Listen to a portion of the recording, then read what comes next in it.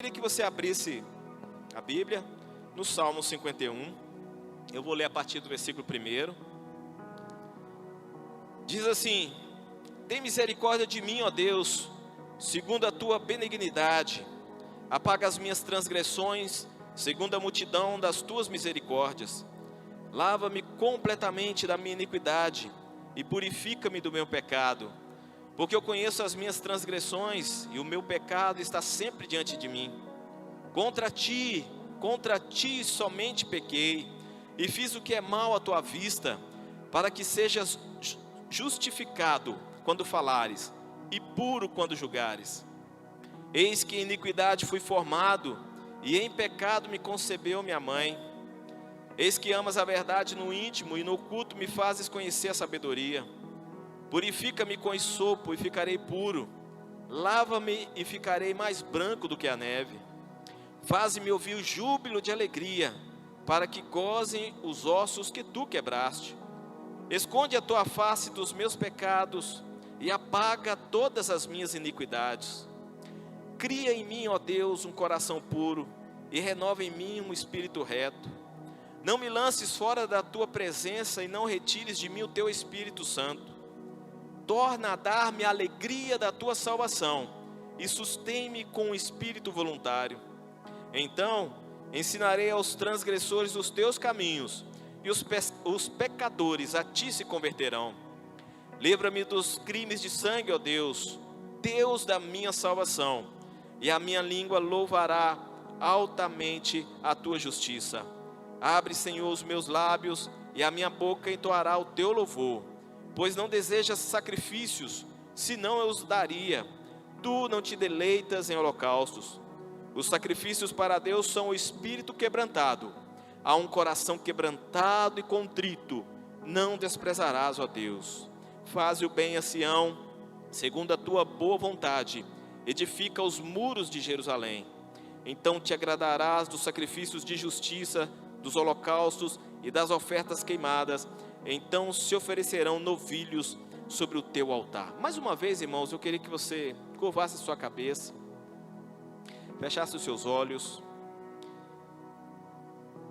e começasse a pensar agora, nesse momento, com qual propósito você veio aqui nessa noite, com qual objetivo que você veio aqui nessa noite.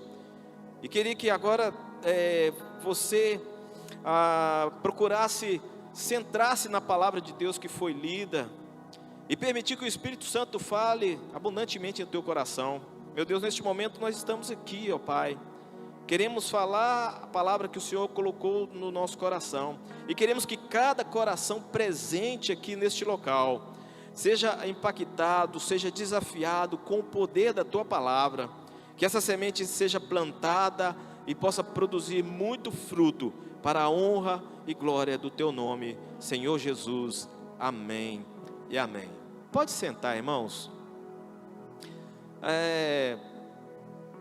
Eu quero falar um pouquinho sobre esse cântico de Davi, mas antes eu quero contar uma historinha para vocês entenderem um pouco da situação. Quero contar duas histórias para vocês entenderem a situação em que foi escrito esse salmo.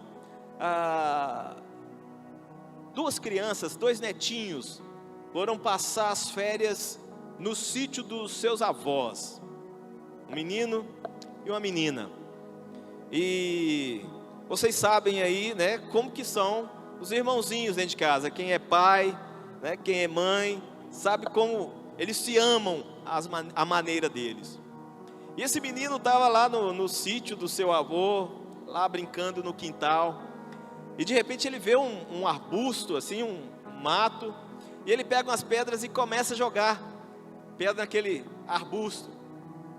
Vai jogando pedra ali, e ele vai jogando, e de repente teve uma pedra que ele joga. Imagina a cena, ele joga a pedra e daquele arbusto sai uma galinha, e a pedra já estava no ar, e mesmo que ele quisesse talvez não conseguiria, mas a pedra foi na cabeça da galinha e tuf, matou a galinha.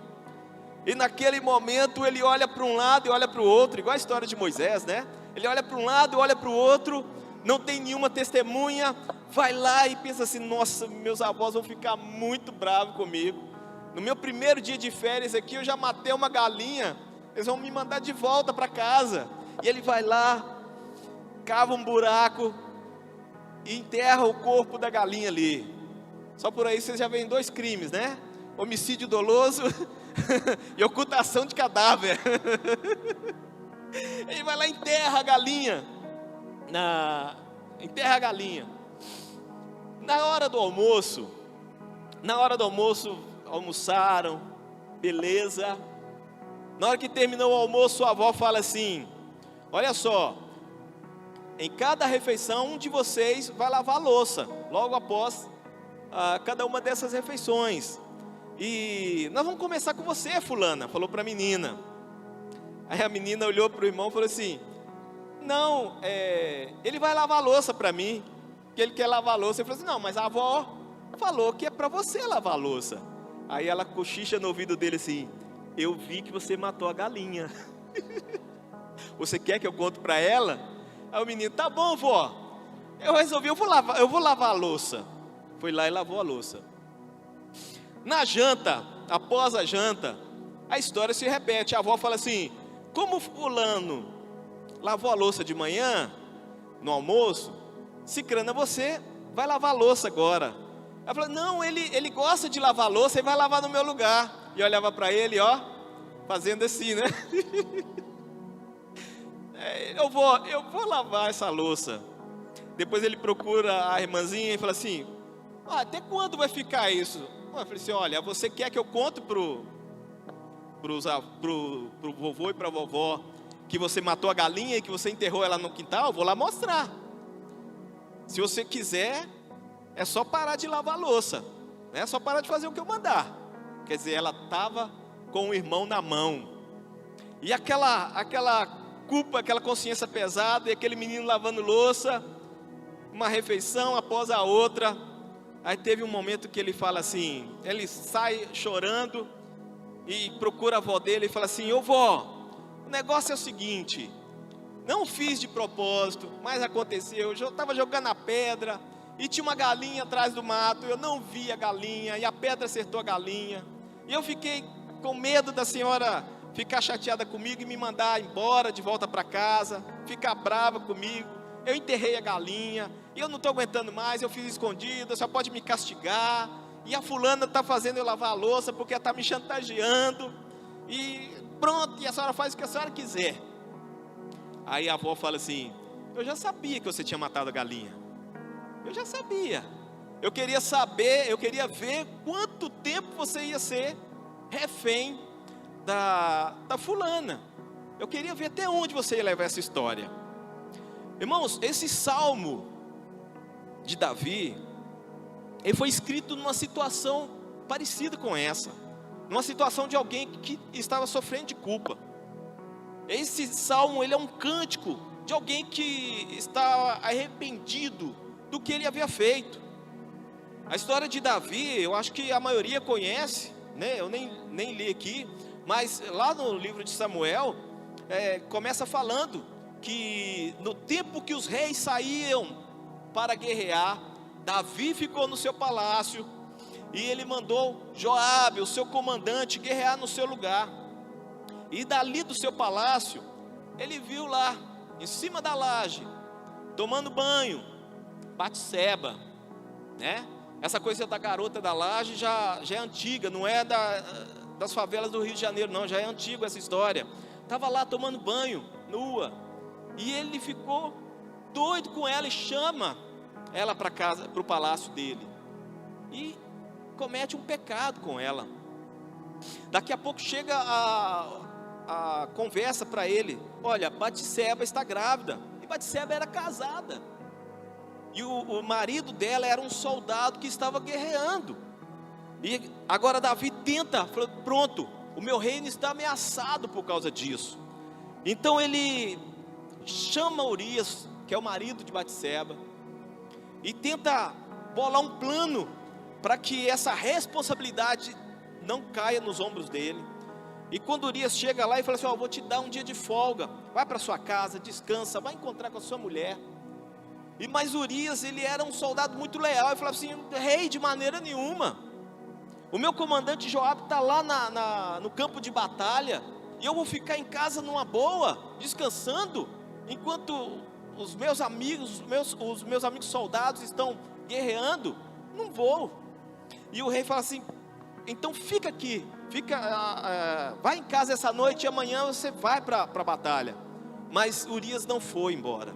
Ele ficou lá no pátio, na entrada do palácio, junto com os outros soldados que tinham lá. E aí chegaram com a notícia: o rei, Urias não foi para casa não, ele ficou a noite inteira aqui na porta do palácio. Ele falou assim: agora eu tenho que resolver isso de outra maneira. E aí Davi faz uma coisa terrível, irmãos, né? Uma sequência de erros. Como diz a Bíblia, um abismo puxa outro abismo. Ele escreve uma carta para o comandante Joabe. Ele faz com que Urias entregue essa carta. Quer dizer, a carta estava selada, ele não iria ler essa carta. E a carta dizia o seguinte: Joabe, no lugar mais perigoso em que os soldados têm 100% de chance de morrer, você põe Urias lá na frente, para que ele morra. E assim aconteceu. Urias foi à frente com os soldados e morreu ali, atacado naquele local. Davi agora se casa com a viúva, e no coração dele ele pensava que tinha resolvido a situação, resolveu o seu problema, o seu pecado. Só que agora ele estava com muito mais problemas nas suas costas, que era um adultério e era um homicídio agora. E chega para ele um dia o profeta chamado Natã. E Natã chega contando uma história. Falou assim: ô rei, eu quero que o senhor julgue uma causa. Existe um fazendeiro muito rico com muitas ovelhas, e o vizinho dele tinha apenas uma ovelha. Ele gostava muito dessa ovelha. Essa ovelha dormia com ele, comia com ele na mesa. Essa ovelha era muito amada, era como se fosse um filho.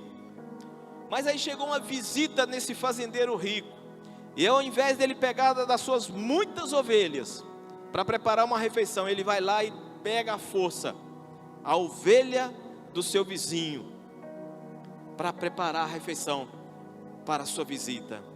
E Davi, naquele momento, indignado e com raiva, fala assim: esse homem deve morrer.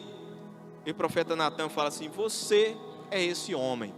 E começa a discorrer todo o pecado de Davi. E Davi, cai em si naquele momento, né? Pequei. E vinha um castigo: a espada, você não vai morrer, mas vai ter morte na sua casa. E a criança que tinha nascido, ela morreu, né? O fruto desse adultério. Então esse Salmo 51, ele foi escrito, irmãos, neste momento dessa situação, né? Davi estava implorando pela misericórdia de Deus.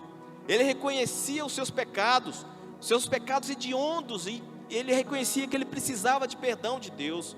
Esse salmo, ele é um grito de socorro. E o salmista, ele se baseia na benignidade divina para a sua esperança de perdão.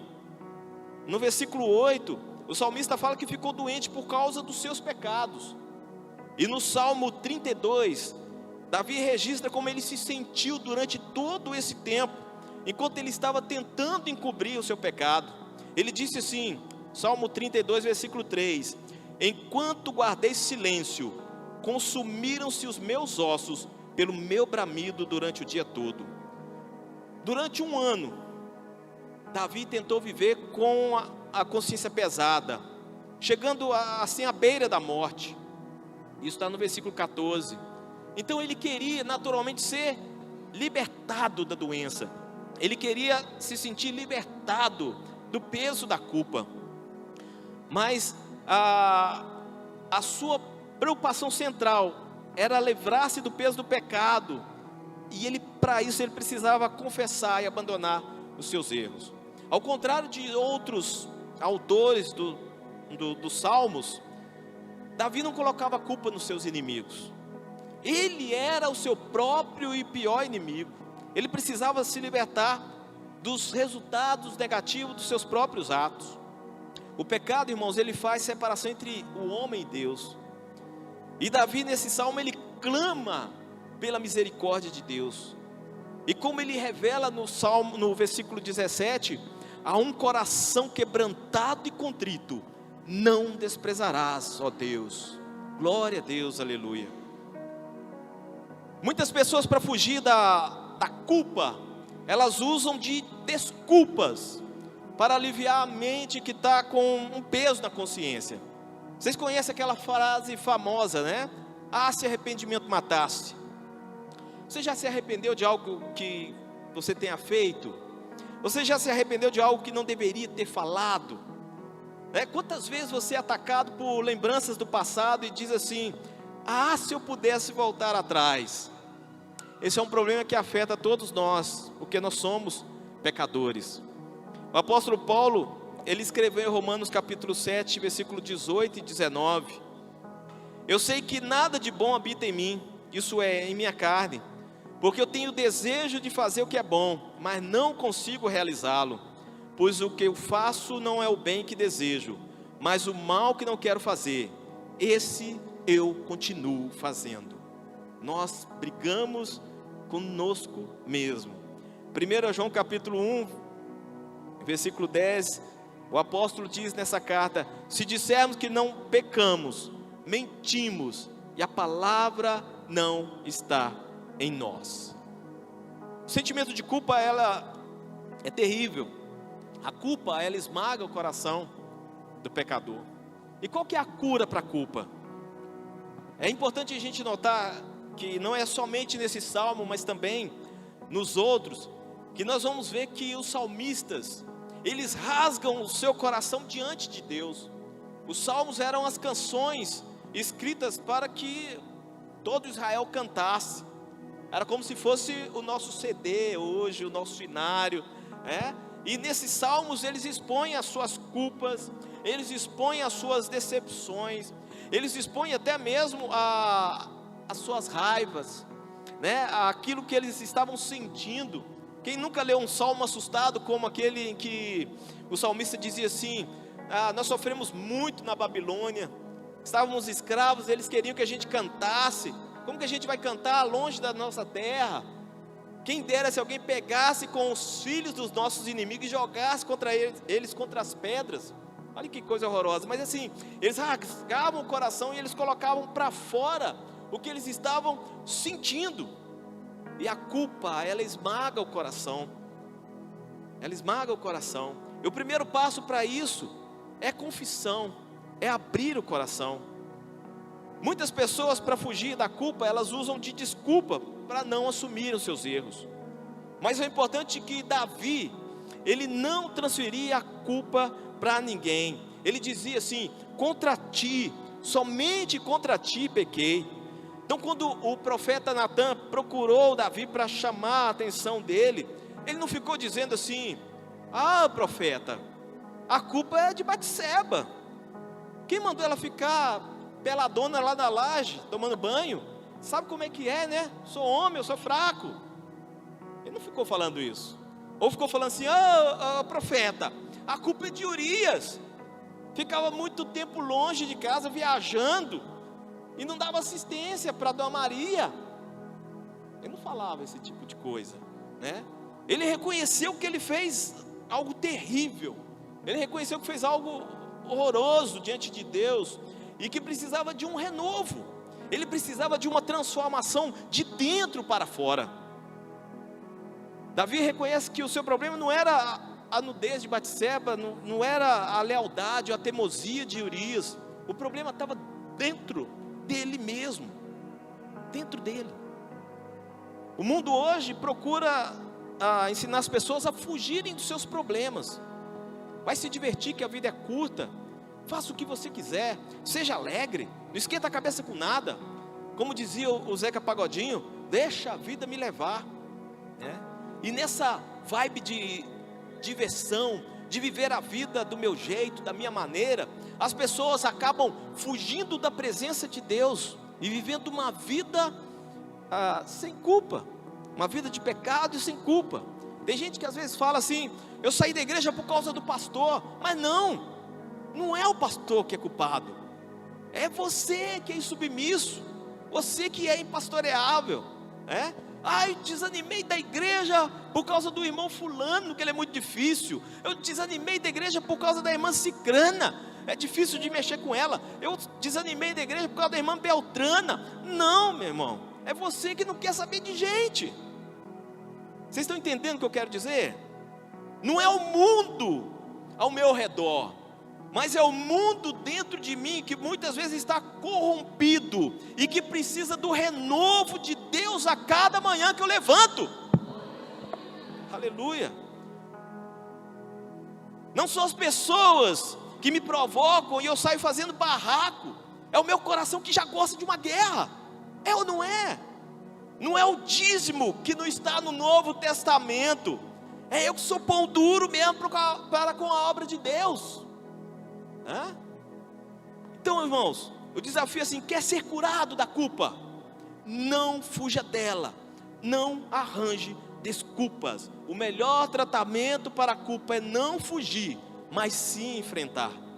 E quando você percebe como você é, aí você vai fazer como Davi, e vai clamar: tem misericórdia de mim, ó Deus, tem misericórdia de mim, ó Deus. Sabe, irmãos, a restauração e a santidade, elas começam do alto, elas vêm de Deus. Observe bem, o maior rei de Israel, de todos os tempos, o guerreiro mais valente, o homem mais rico do seu reino, ele entendeu que havia pecado contra Deus e ele clamava pelo perdão divino, ele gritava: tem misericórdia de mim, ó Deus. E no versículo 7 ele dizia: purifica-me com hisopo. O Senhor tem poder para nos tornar mais brancos que a neve. O Senhor tem poder para nos tornar mais brancos do que a neve, amém? A palavra hisopo é uma alusão à purificação dos leprosos. O leproso na época do Antigo Testamento era visto como alguém amaldiçoado. Então as pessoas que tinham lepra, elas viviam longe do povo de Israel. É aqui que começava a história do isolamento, Isso era algo humilhante. E Davi sabe do seu pecado, e ele sabe que ele naquele momento estava igual um leproso. Davi estava imundo, ele estava imundo. Mas ao mesmo tempo que Davi reconhece o seu estado, ele reconhece que o Senhor pode limpá-lo. Aleluia. Deus é um Deus que perdoa pecados. Deus é um Deus que perdoa pecados, mas Ele perdoa através de Jesus Cristo. Davi, ele quer exultar a Deus, mas ele não consegue. Os ossos esmagados de Davi, os ossos que foram quebrantados pelo poder de Deus, na boca do profeta Natã, agora eles querem exultar a santidade do Senhor. O mal foi transformado em bênção, o pecado em santificação. Davi roga para que Deus esconda o seu rosto dos seus pecados e apague as suas iniquidades. Davi não fala isso sem saber se Deus vai perdoar ou não. Davi sabe que Deus perdoa. Deus é um Deus de perdão. Deus é um Deus de misericórdia. Nós precisamos ter confiança. Não podemos duvidar do perdão de Deus, pois quando nós fazemos isso, nós colocamos em jogo o sacrifício de Cristo na cruz do Calvário. Precisamos ter fé de que Deus nos perdoa verdadeiramente. O perdão não é algo que vem de nós, mas é algo que vem de Deus. É algo que nós recebemos através do sacrifício de Cristo na cruz do Calvário. Não podemos duvidar do sacrifício de Cristo. Não tenha dúvida, Deus é um Deus de perdão e de misericórdia. Glória a Deus, aleluia. E no versículo 10, nós temos aqui a palavra: cria em mim, ó Deus. A palavra, o verbo criar aqui, é o mesmo usado na criação do mundo, em Gênesis capítulo 1, versículo 1. Quando Deus criou o mundo, Gênesis 1:1 diz, no princípio criou Deus os céus e a terra. Então, quando Deus criou o mundo, Ele criou do nada. Criou do nada. E a mesma palavra que se refere à criação do nada, Davi usa para se referir a Ele. Davi pede que Deus crie um coração puro, porque o que ele tem não serve. Não adianta remendar, não adianta colar, não adianta amarrar as pontas. Mas ele sabe que pelo poder de Deus esse coração puro vai surgir do nada, porque dentro dele não existe nada de puro, e só Deus pode fazer esse milagre. E hoje, vivendo na época da graça, nós temos o milagre da regeneração, ou do novo nascimento no homem, que é muito maior do que a criação do mundo, né? A criação foi do nada, mas a regeneração, o novo nascimento, é uma transformação do mal para o bem. Só Deus pode transformar o homem. A regeneração, o novo nascimento, transforma o homem interior, para que ele ame a Deus. Por natureza nós não amamos a Deus, estamos sempre tendendo a pecar, a odiá-lo, mas o novo nascimento nos faz amá-lo. O que fez você, meu irmão, minha irmã, sair da sua casa, agora domingo à noite, nesse calor, para vir aqui adorar a Deus? É o novo nascimento do coração que Deus criou dentro de você. Então a regeneração nos faz amá-lo.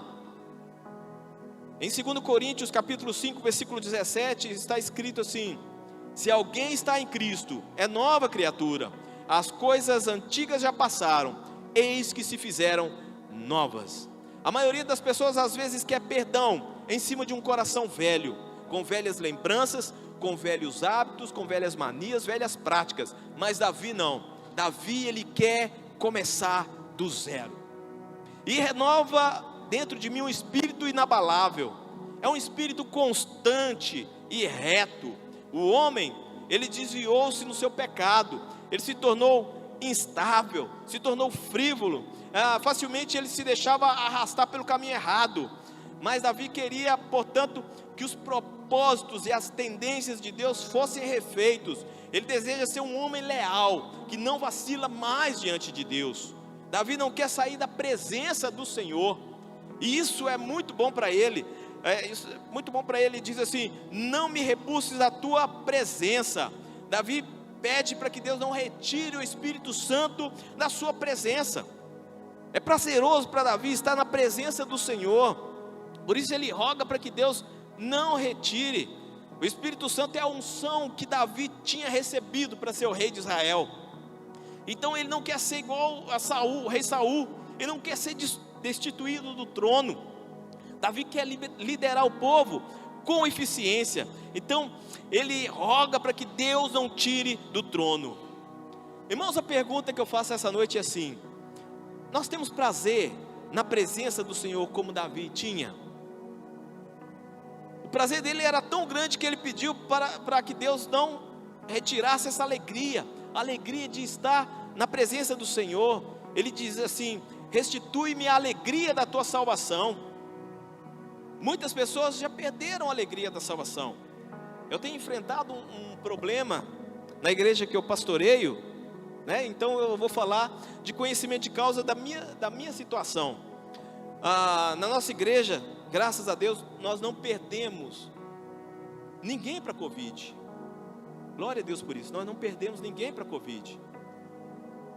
Mas nós perdemos as pessoas para elas mesmas dentro de casa.